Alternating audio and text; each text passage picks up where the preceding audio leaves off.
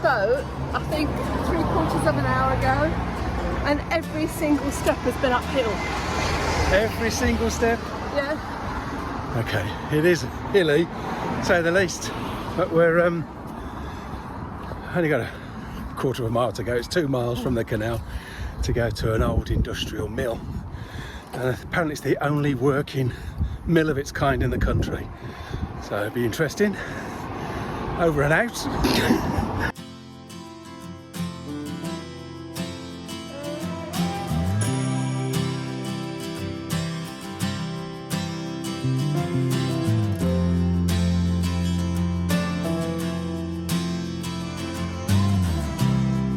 Have you set up shop?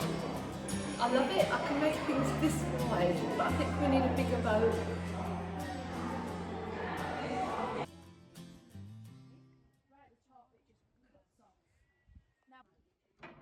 Well, apparently Queen Street Mill is the last surviving 19th century steam-powered weaving mill in the world. A time capsule set amongst an industrial landscape of chimneys, mills and terraced housing.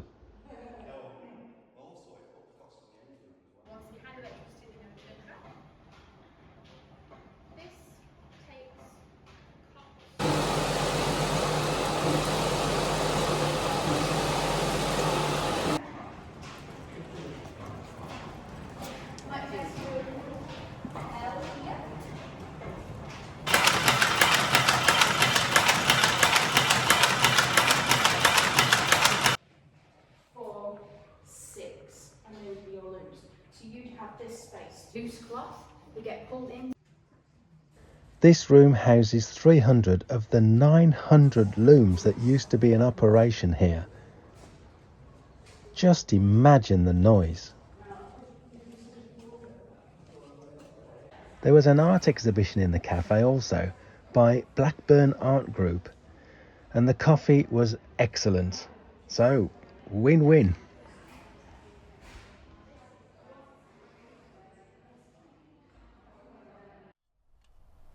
Well, here we are on Laura Maisie, working hard.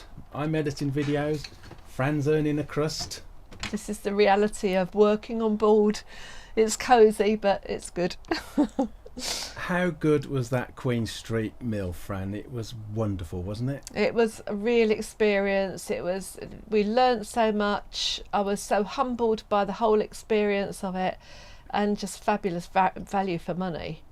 We weren't expecting much, were we, really? It's £3 to get in, and you get an hour-long tour in that. And I thought, oh, an hour-long tour, I don't want to tag along and that. But you have to have the tour. You can't go around independently.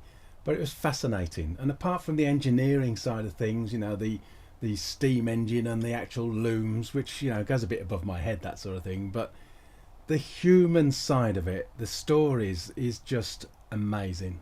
Absolutely incredible. To imagine what it was like working in that huge room. I think at the peak there were 900 looms working there, and each woman would have to run 6 looms.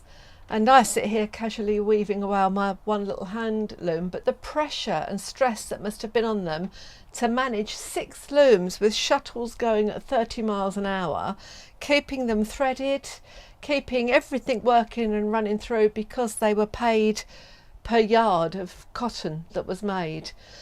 But then they were charged for every fault that was in that cotton. So if the thread wasn't straight or there's a little glitch in it, they were charged. Yeah. And they were charged for any bits of cotton that were wasted on the floor, or any oil drips that came from when they were oiling their looms. All came out of their wages. And their shifts were 8 to 10 hours a day, like that, yeah. depending on daylight hours. So it must have been horrendous. And apart from the length of days, it was the environment they were working in, all the dust flying around, contracting respiratory problems. There were TB here, wasn't there, with the way they used to thread the shuttles? Yeah, because the shuttles, I'm going to show you one. I've got an old shuttle here that we bought after one of our viewers, Chris, told us it was for sale on eBay. And I've had it for quite some time and didn't really appreciate all the technicalities of it. But your cotton goes on here, and to get the end of the cotton out, you have to get it threaded through here. So the women used to suck at it, and these were called kissing shuttles, because they'd be sucking in all that dust and the bacteria and everything that was in the air. So they ended up not only with deafness from the noise of the looms, but obviously really bad respiratory conditions. Just amazing, isn't it? Incredible. Amazing. But apparently they were a happy bunch working there, you know, and it gave the women a new lease of life back in the day, because it gave them the opportunity to earn some money and be slightly more independent. So Yeah, I think it was quite a step forward for women. You know, we complain about stress at work now and what it's like, but they embraced this because it gave them a little bit of money and a bit of a separate life. But of course they would then have had to go home and prepare meals and look after the family.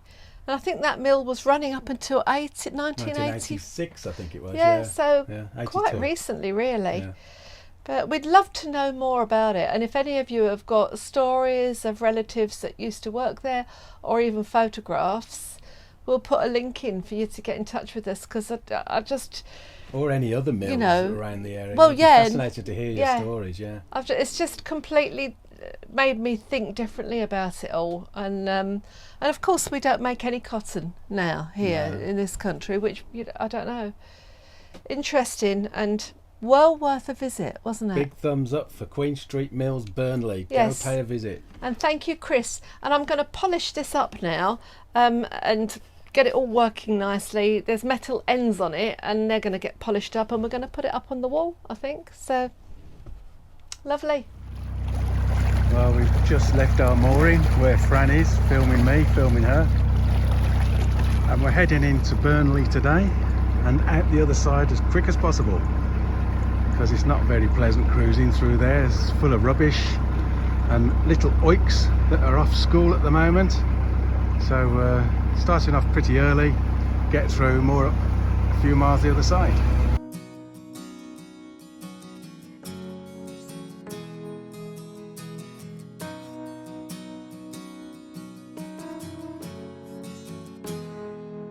That's Reedley Marina.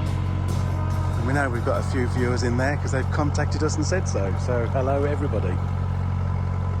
Apparently the cafe up there is very good. This is where we last turned the boat and saw an otter, and now we are on new territory.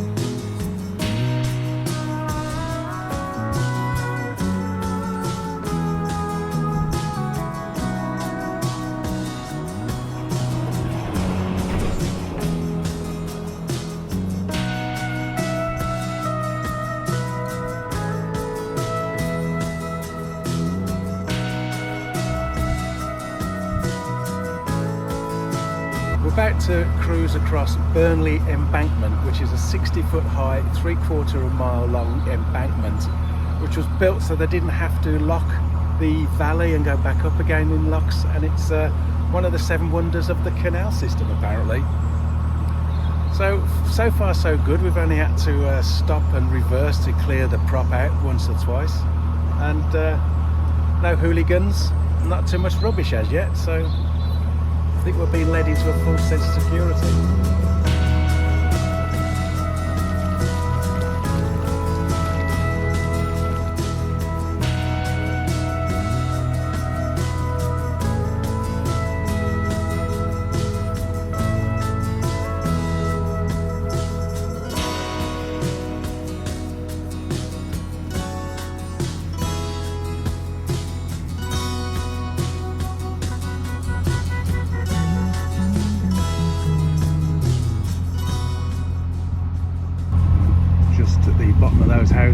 Turf Moor football ground, home to Burnley FC, who my team Aston Villa thrashed at the weekend.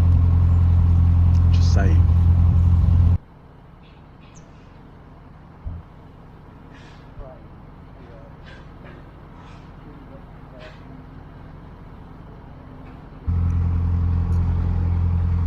These days Burnley's quite built up around the canal, and it wasn't always that way. When the canal was built, apparently it was quite rural, but the success of the canal bringing industry into the town made the town grow pretty quickly, and a massive centre for the production of weaving, linen, etc. As you can see, this valley here normally would have been locked, so you can go down into the valley on locks, then back up the other side. So instead of doing that, they built this 60-foot high embankment.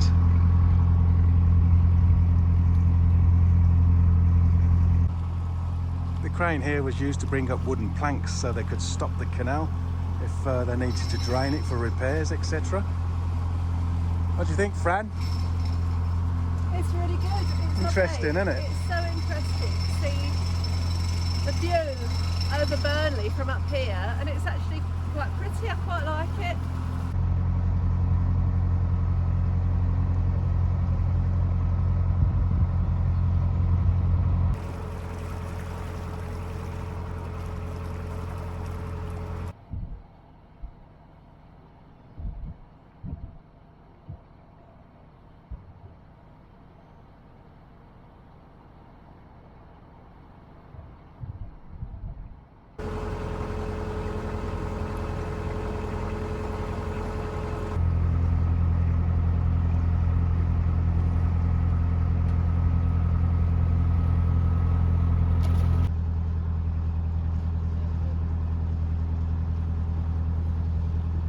You can just imagine in the Victorian era how black the sky would have been through the dozens and dozens of mills that would have been there, and all the houses burning coal. It must have been absolutely filthy.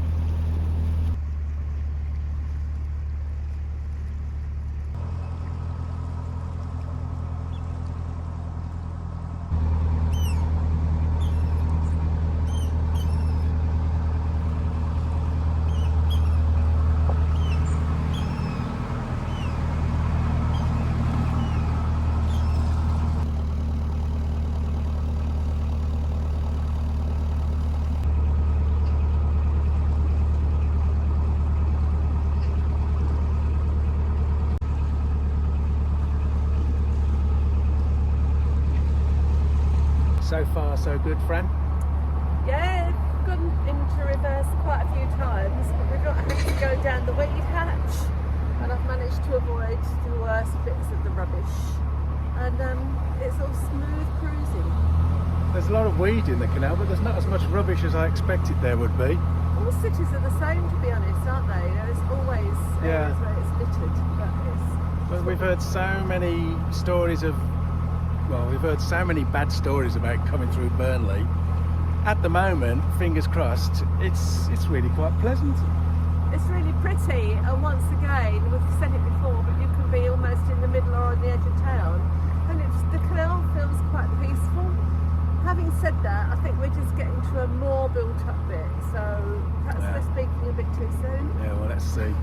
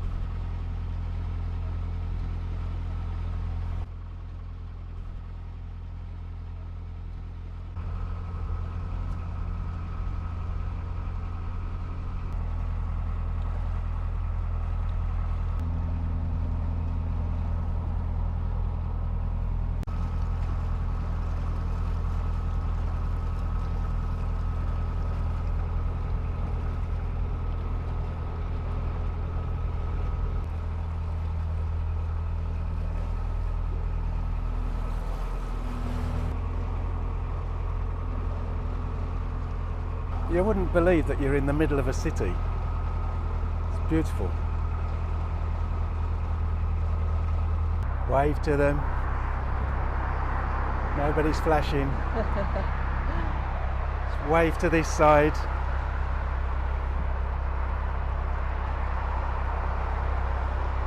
Nobody's flashing us. Hooted me. You got a hoot. Fran, you got a hoot.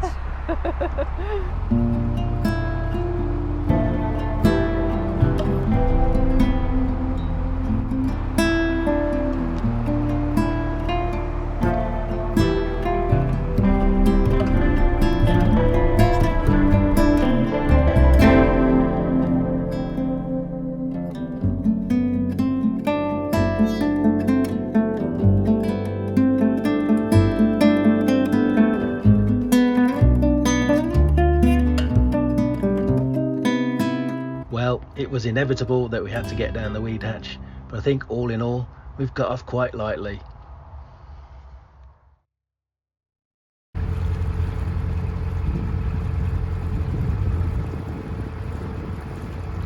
Rich, What? we're going backwards. I know. The moorings the other side of the bridge weren't perfect, so there was a shelf under the water, we couldn't get close enough. So we were going to moor here anyway, but I said, oh, let's just see what the other side of the bridge is like, and I wish we hadn't, because now we've got to go backwards and moor up here. But the view is worth it. And the wind is blowing, the canal is still weedy, so it's taken us about half an hour, but we're hoping to stop for a couple of days, aren't we, here? Oh, at least. So, and the views all ready for somebody to paint.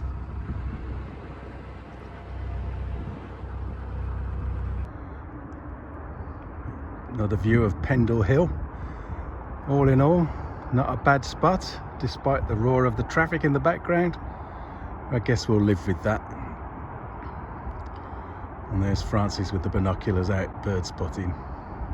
Well, I'm just editing the video you're watching because I don't keep them backlogged. It's the last minute thing, edit it and get it up. And I want to reflect on Burnley, because you hear so many horror stories about Burnley, and we didn't have any negative experiences.